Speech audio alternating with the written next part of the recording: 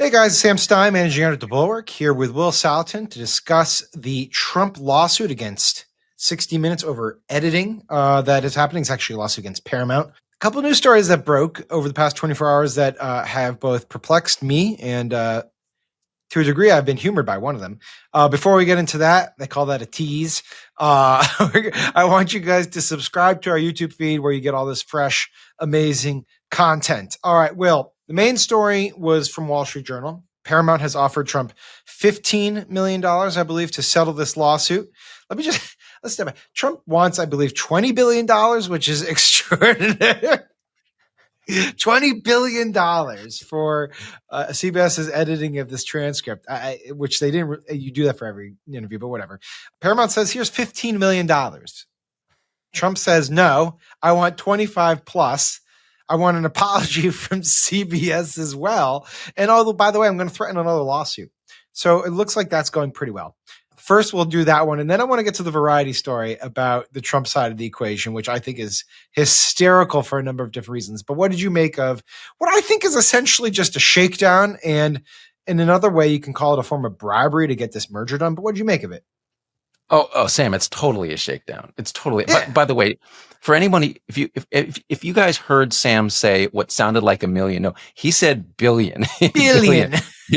Like we need Mike Myers in here to like $100 billion. Oh, gentlemen. Yes, there we go. 20 billion. This is like kind of like the Trump trade negotiations where he's like 145% tariff on you. 145% tariffs on China, and that's good. Basically an embargo. They deserve it. And then, like a week later, he's like, "That seems really high." You know? Let me just jump in for a second on that one, because there was something that happened yesterday that just really tickled me. Where they're asking him about this, and he's like, and he just basically like pulled down the curtain. He's like, I say crazy numbers, like just because it's part of the. He's like 145%. Even I was like, that's insane.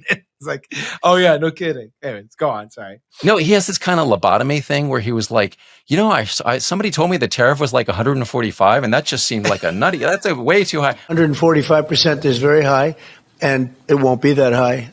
It's not going to be that high. Like, dude, who do you think did that? Do you read your own social media account?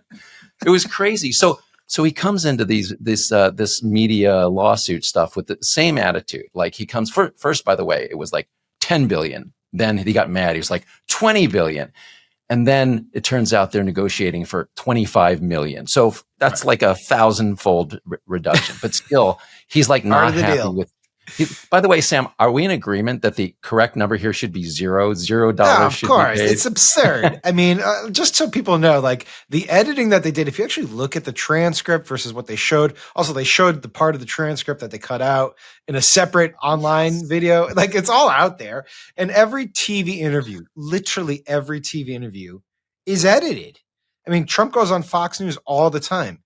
It's edited. They don't play his entire rambling incoherent answers. They edit it because they have to compress it into a time frame. None of this is abnormal, but Trump had his feelings hurt. Yeah. But just to be clear, we're talking about a guy, Trump, who literally just posts fake stuff, fake videos. He posted what was the latest one? He hitting Bruce Springsteen with a golf ball, they fake stuff, and he puts it up there, and then he's suing media companies because they truncated it. And Sam, you're totally right about this. It's not like the full Kamala Harris thing hasn't been released in transcript, that the longer version hasn't been posted. It was just like they posted the whole thing in one place, and then another place they did truncated version. So there was no cover up. Anybody who wanted to see the full version. Right. This happens to us in journalism all the time. Like there's a short version and then there's a long version, right? Right. And did I mention the part where Trump's whole speech that he gave on Memorial Day at Arlington Cemetery has been magically deleted from the White House website? Like $25 billion lawsuit right there. I'm filing it tomorrow. It's insane. It's ridiculous. Yeah. Now, obviously what's happening here is that Paramount wants to have a merger with, what is it, Skydance or something like that? Yes, and, Skydance. This is a bribe. Basically, they're saying we're going to put 15 million at least into Trump's pockets or whatever, library he puts together. By the way, that library is going to be plush with a plane and everything, but they're going to put that money into it. And in exchange, the agreement will be that you allow for this merger to happen. That is bribery. mean, that's just bribery. And someone was putting it on Blue Sky or somewhere else, and I forget who it was, but they're like, Democrats should just come out and be like, that's prosecutable bribery. You're bribing a public official. Now, I don't know if that would ever, translate, but at least like level the threat and make Paramount think twice about what they're doing. Oh, yeah. So there are apparently 3 Democratic senators who have alleged that this is bribery. And so we have the directors of Paramount they're now anxious, according to the report, about whether they're going to be criminally liable for bribery if they pay this obviously extorted. I mean, it's extortion on one end and it's bribery on the other because they have $8 billion in the merger at stake before the FCC. So 25 million, it's kind of chump change. It's a schmear. It's a schmear, right? It's the schmear on the bagel. But Sam, let me now flag you're speaking my language. Yes. Okay. What kind of bagel are we talking about that? We have to work on the pun here. This is definitely kind of some kind of bagel. So the Wall Street Journal story has a great great section. Let me just read you this one sentence. It says, so the directors of Paramount, the executives and everybody, they're anxious about whether they're going to get liable for bribery. But their argument is, quote, by settling within the range of what other companies have paid to end litigation with Trump, some Paramount executives hope to minimize their liability. So we're talking about the range of what other companies have paid. In other words, Sam, it's a whole racket. Other companies, Disney, Meta, X, they've all paid off Trump in similar situations, right? So basically, it's like the law firms. There's an understood bribery extortion level for everyone, and therefore it justifies you to do it too. Exactly, everybody does it. No, this is all happening in the context of the law firms that have actually not settled, winning in court, and it seems very clear to me that if Paramount were to just say no, we're gonna fight this suit, which they're doing. I should say they are doing this at the same time that they're negotiating. They're going to prevail. Which brings me to the variety piece. So, like I said, there is a separate avenue here where Paramount is in fact trying to dismiss this case against 60 Minutes on grounds that it's the most ridiculous thing possible. And the Trump team has filed a motion to deny the dismissal. And it's so funny. But some of it I just can't really comprehend. I'm hoping you can unpack it for me. So this is an actual paragraph from Variety. And I've been trying to wrap my head around it because I'm having trouble making sense. I'm going to read it verbatim and then I want to get Will to sort of explain it to me. It goes like this. A key point of Trump's legal argument is that the edited versions of the 60 Minutes Kamala Harris interview represent commercial speech, and that, as alleged in the president's lawsuit, CBS competes for advertising with Trump's media businesses, including Truth Social's parent company, Trump Media and Technology Group, which is majority owned by the president. With the edited Harris interview, CBS conduct includes news distortion, constituted commercial speech, which cannot be, by any reasonable interpretation, be found to have constituted editorial judgment, and that speech damaged plaintiffs, the filing says. I mean, I really don't know what the fuck that means, and I'm hoping you can explain it. So I can't claim to understand all of the technicalities of this, but I can tell you what the upshot of it is. That sentence, that paragraph shows that what Trump is claiming that all these major media that he's suing for various things, they're all his financial competitors, right? That's all commercial. He doesn't run a TV network. But he's claiming that it's they're in competition with Trump Media and Technology Group, which is the parent company of Truth Social. So, but Sam, think for a minute about what this means. If he can sue all media companies because they are all financial competitors, then number one, that gives him license to violate the First Amendment. If every media company is a competitor of yours and you get to claim that they're getting some kind of commercial advantage against your company or they're hurting your company when they mess with editing, that's just a blanket authorization to violate the First Amendment. How did the edit of the interview create a commercial advantage?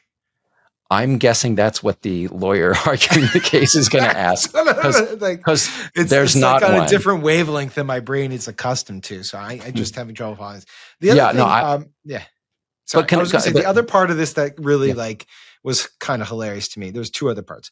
One is that they claim that the 60 Minutes editing of the Harris interview, quote, led to widespread confusion and mental anguish of consumers, including plaintiffs, regarding a household name of the legacy media, apparently deceptively distorting its broadcasts and then resisting attempts to clear the public record. So look, Will, you are a consumer. Tell me the level of confusion and mental anguish that you felt when you found out that the interview was edited. Were you in bed for days? Was it did you have trouble eating? I'm here for you. Did they not call us snowflakes? Did they not call us? We're like the soy boys, like we can't. I will admit, I had trouble sleeping for a couple days when I found out. It was a dark place I went to. No one is going to say this in court, but I wish the response brief from the Paramount side simply said to the Trumpers with their mental anguish, cry harder. Just cry. This entire MAGA movement based on not caring about. Yeah. They don't care about anyone's feelings. Facts don't care about your feelings, but now it's mental anguish. Oh my God. All right. The last thing I want to talk about is, and I had no clue until I read this, Ronnie Jackson apparently is a co-plaintiff with Trump and his media company. What the fuck? I don't get it. Where did that come from? I do not know, except that they're using it. So they're using, Sam, a Was he the doctor that diagnosed the mental anguish?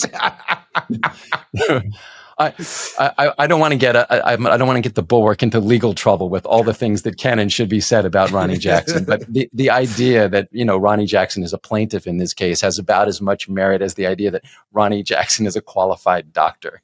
His whole shtick is basically, remember, this is the guy who for 4 years gave completely baseless diagnoses from TV of Joe Biden.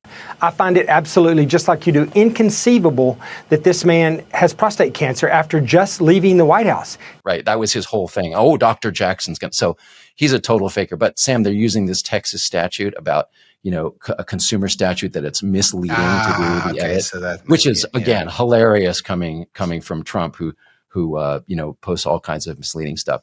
Can I flag one other thing here that really worries me, though?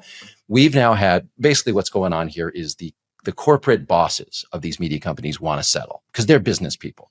And they have no backbone. They have no backbone. They're looking at the bottom line. We want to do this merger, right? Meanwhile, the actual news people, like the CEO of CBS News, they're bailing. They're just like, I don't want to have any part of this.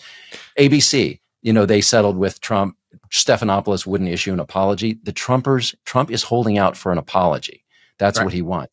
And if he gets that, Sam, that's worse than any amount of money. Because what he's trying to do is rewrite history, right? He wants the truth. He wants the record to say that they admitted that he's been wronged. Just like he did with the law firms. Every law firm that's settled, he goes out at the White House and says, they settled with me. That means they admit they did wrong. Don't admit you did wrong. You didn't. He's trying to buy their integrity. That's what exactly. He's trying to do. He's trying to buy history. He's trying to buy the truth. Yeah. No, it's a serious. I mean, we spend a lot of time laughing, and it's good to laugh during this stuff, but it's a serious fucking thing. And if Paramount does settle, the damage they will have inflicted on their own company and its integrity and reputation will be astronomical. Is it worth it for that 8 billion, trillion, whatever fucking merger? But we will never apologize. No, definitely not. Fuck that. All right. Well, thank you so much, man. We got to do this more often. I mean, this is just too much fun. So thank you for doing this. Thank you guys for watching this. Really appreciate it. Subscribe to the Bulwark, where we have fun conversations about Ronnie Jackson, bagels, and mental anguish on the regular. Talk to you soon. Hey guys, it's Tim and Sarah. We're here with my frenemy, John Lovett from Love It or Leave It. June is Pride Month, and we're going to be live in D.C. on June 6th for World Pride for a very special live show fundraiser featuring the three of us, plus some gay special guests. Crooked and the Bulwark will be donating the proceeds from this fundraiser to the Immigrant Defenders Law Center to support Andre Romero, the makeup artist who the Trump administration wrongly disappeared to El Salvador and who is currently being held in Sakat. Go to crooked.com/events. And we will see you all on June 6th.